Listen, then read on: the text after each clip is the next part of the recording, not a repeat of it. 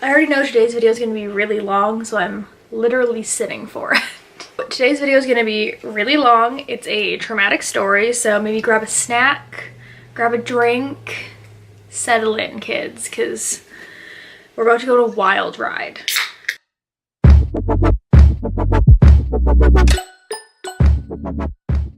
Welcome back, or if you are new, welcome, welcome. I am Lauren, and this is going to be the very traumatic story of my terrible Disney program phone interview. I'm just gonna hop right into it because it's gonna be very long. The story essentially extends over like 3 days, so oh my gosh, it goes even longer than that. What am I talking about? This begins when I booked a vacation. So me and my roommate from last year, Steph, you guys have seen her before.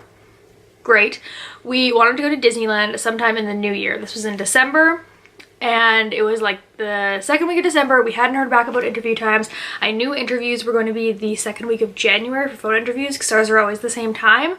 So I was like, we'll book this trip, and I booked our trip from the 15th to the 23rd. So that was a Tuesday to a Wednesday.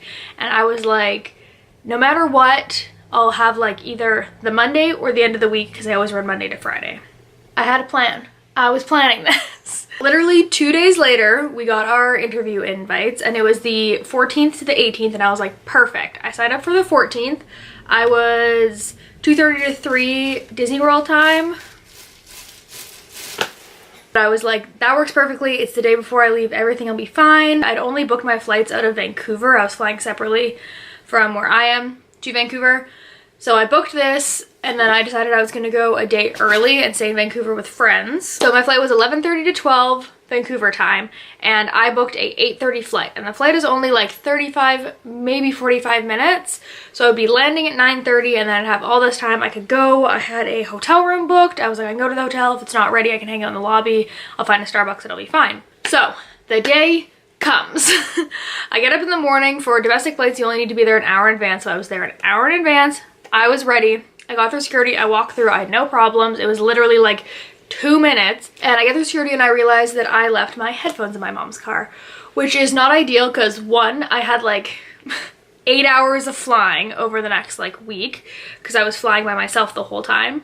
I was on transit a whole bunch, going back and forth because I was like meeting my friend and we were going somewhere, and I was busing back, which was going to take an hour.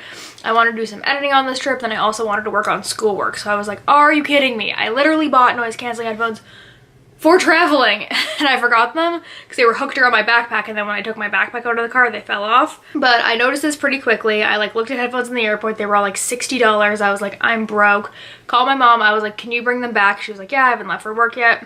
I'll come drop them off. I went up to the people at security and was like, if I just walked through and had no problems and I leave, like, will it flag something? Am I good to come back through security? And I was talking to, I'm guessing, a supervisor because she was in normal people clothes. She was like, nah, you're fine. As long as you don't mess with anything, you should be good. I was like, perfect, great, we'll be fine. I've showed up like 20 minutes before flights and got on.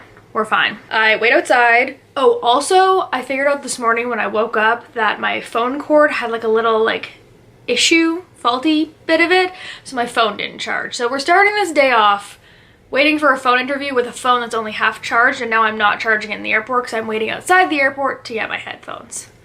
That just throws an extra layer of stress on this. So, oh, hi. Y'all can't see, but she just jumped up onto my lap. Hi, little bub. Also, if any of y'all saw the video of the day I got her, can we talk about how much more of a floof she is now? She was so skinny and so small when I got her, and now she's such a floofer. So I get my headphones. It's like 45 minutes to, and I get back in the airport, and there's a giant line at security. So I wait in the line. I'm like, there's still 45 minutes. My flight was boarding at 8:10, leaving at 8:30, and it was probably like 1:45 or something, and I was like, we'll be fine. Everything's fine. Line's going really slow. People around me are starting to notice I get nervous. I like talked to the security guy who's the front before you go through like the actual area, and he was like, what time's your flight? And I was like, it's leaving at 8:30, and she was like, okay, you should be fine.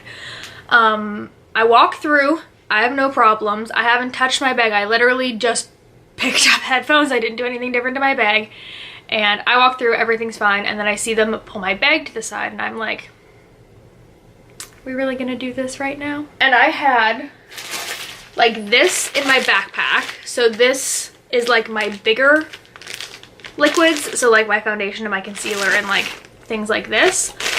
And the woman working, who I didn't see last time, so she obviously just started opening my bag and taking everything out of my suitcase. And she pulls out this bag and this bag. These are the two makeup bags I had. And she proceeds to take out everything and call everything a liquid. So like, let me find some things for reference. She pulled out all the mascaras I had with me, even ones that are like, this is so dry, there ain't anything on that. She considered all my mascara liquids. This bad boy, this brow gel, which is, doesn't even say how many milliliters on. Oh, it's a 0.11 ounces. This was a liquid. My absolute favorite thing that she decided was a liquid was a brow pomade, and I literally was like, it's not a liquid. This was a liquid. Every single liquid lipstick, my like 1 milliliter lash glue, everything was a liquid. And I'm sitting there and I can hear them like boarding my flight, and I'm like, literally, what is happening right now? And it's a small airport where I live. I could see the gate I needed to be at. So I fully was like, can you stay here with my bag and can I go talk to them really quick? Can you seal up my bag and walk me over and go check my bag? And she was like, if you want to check your bag, you need to leave security entirely and pay to go check it, and you'll definitely miss your flight. And I was like, not at all how it works, but all right, fine. Not only was I so stressed because my whole day was based around this woman was being so rude. So in this bag, I have different stuff in here now because shocking, after this one flight I put all my shit not in this bag and back in my makeup bags, and my other 3 flights I had no problems and no one considered them liquids. The biggest thing I had was this, my foundation, and toothpaste. And she was like, why don't you just throw out the biggest things? And I was like, okay, throw out the toothpaste, I don't care. I had another foundation with me. I was like, throw out the drugstore foundation, I don't care. And I was at this point like still couldn't fit half of the things into this bag. And I like start crying because I get that people who aren't makeup people don't understand like the like monetary value of makeup, but like it's so frustrating trying to describe that to someone, because she was like, I don't understand why you can't just throw it out. And I was like, excuse me? She was like, just throw out the biggest things. And this was the biggest thing. And I was like, this is a $60 foundation. This cost me an entire workday to pay for. I'm not just throwing things out. She's being condescending. They are just, I'm fully hysterical. I'm crying. I can hear them like literally calling my name, that they're boarding my flight and they're closing the doors. It's like 8:15 probably at this point. And I'm like throwing things out, trying to figure it out. Finally, they let me go after I tossed like $50 worth of stuff, which I'm still mad about. And the best part is in my backpack, which they didn't look through because it just went through security no problem. I had like 4 more liquid lipsticks and like a full ass bottle of perfume, like a little like 15 ml one. And no one flagged that.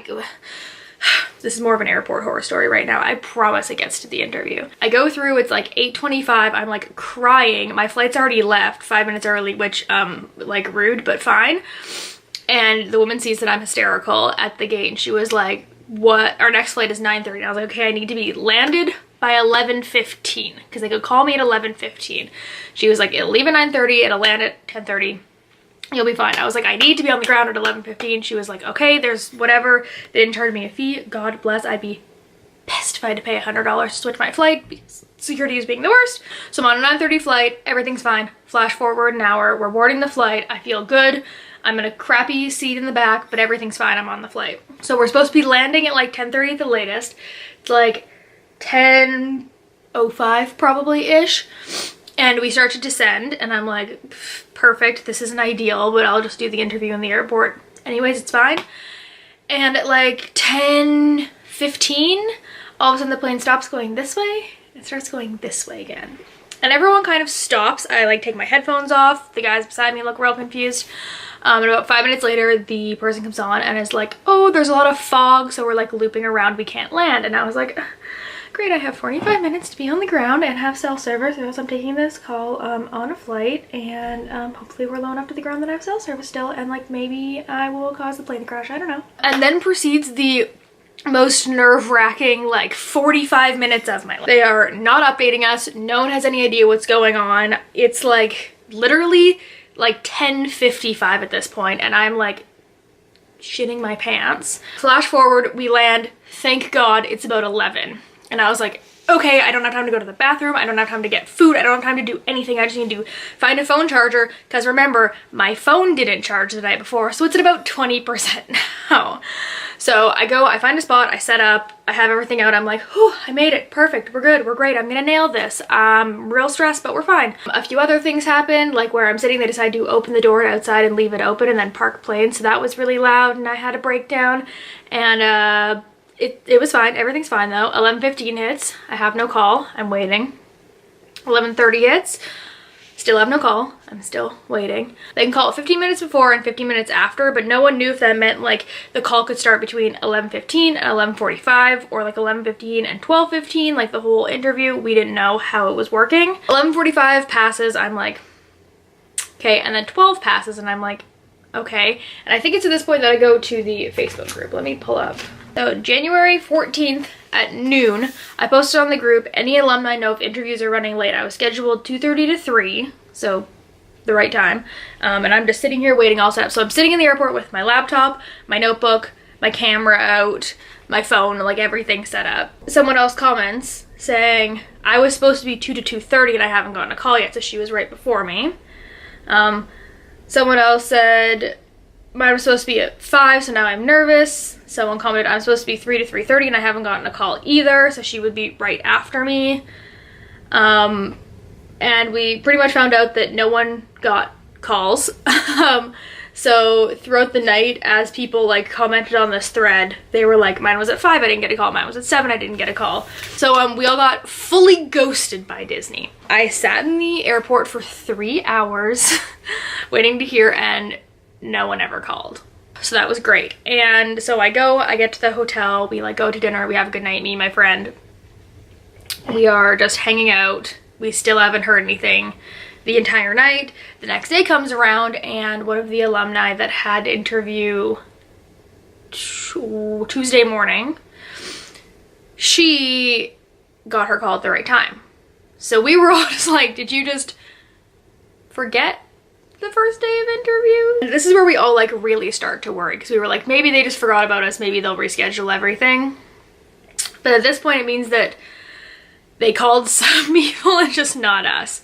And I was annoyed, and then Kate, my roommate from last year, she was 2 time slots after me, she didn't get a call either.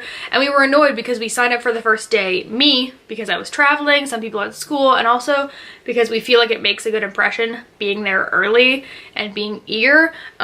Disney has like all these crazy like ways of doing it, so no one knows how it actually works, but people say a lot of the times that with like our alumni, there's only certain roles that alumni can do. Wait, the other way around. There's roles that only alumni can do and first year people can't. And everyone wants those. And in the past, it looked like people that interviewed earlier on got the like more prestigious roles, where people who interviewed later ended up in like food and merch and stuff like that. I was mad. Like I said, we started to get nervous when the next day everyone's getting their calls at a regular time, because we were like, wow, they literally just missed us. Someone commented on the 15th, alumni, is anyone scheduled for today had their interviews? And someone said yes, it was a couple minutes late, but they did call me. Pretty much everyone got their calls then, except for randomly people from Quebec's numbers were blocked, so they couldn't pick up their calls. Sorry, my nose is so itchy right now. And then people were trying to find a way to reach out, where the Disney College program or casting, you have numbers and you have websites and you have emails that you can call. We don't have any of those. If you email the international recruiting email, it bounces back an email.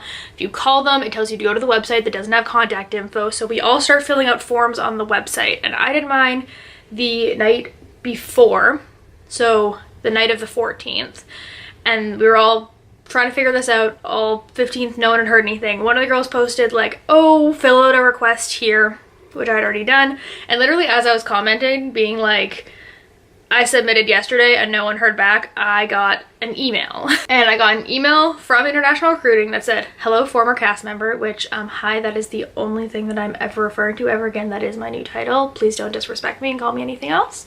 I do apologize for what happened yesterday. It was totally my fault with the scheduling process. I have the following times available, and then she listed like pretty much times Wednesday, Thursday, Friday. Let me know your top 2 choices and I'll email back. So I got that and I was like, okay, I haven't been forgotten about, thank God. I email back with my times.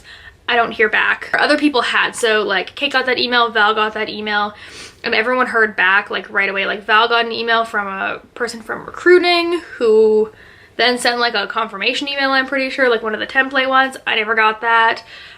Kate got a different email back. I didn't get that. And then way later in the day, let me see what time it was, and I was like, yeah, I totally understand, meep meep meep meep, and then she just replies 1:30 in the afternoon. So at this point I'm flying out to LA at 2. Keep that in mind. I'm going to be in California for the next week on like crappy American phones, so I'm already stressed about that. And she just replies, hi Lauren, I will call you at 4:30. So I'm now set up for the 16th, so 2 days after my regular interview, in the middle of my vacation in the US. That's my story. Once I got there, everything was fine. We landed fine. I was at the hotel. We did have a lovely flash flood warning because, are you okay, America? Obviously not. And we just ended up hanging out the next day. I just did the hotel room interview in the hotel room. That sounds really sketchy now that I say it like that. I just did the interview in the hotel. I think it went okay. I guess we'll find out in the next week how it went. That was possibly the most stressful 48 hours of my life, and I thought the only logical response was to share it on the internet. So you can sweat with me. So I hope you enjoyed that. I didn't. I'm like stressed out just reliving it. Thank you. Like I said, I'll know in the next week how it went, how this is going, what's happening. My interview went real weird. I feel very strange about it, so that's a whole different story. If you have any questions or anything, let me know. That's what I'm here for. All my links to everything are always down below, as well as hit me up on Instagram. I'm there way more often. I try my best to check my messages and reply to people, and subscribe because I have more Disney stuff coming out. I have more non-Disney stuff coming out. I'm here all the time. I reply to all the comments, even the mean ones, and I will see you guys very soon. Bye.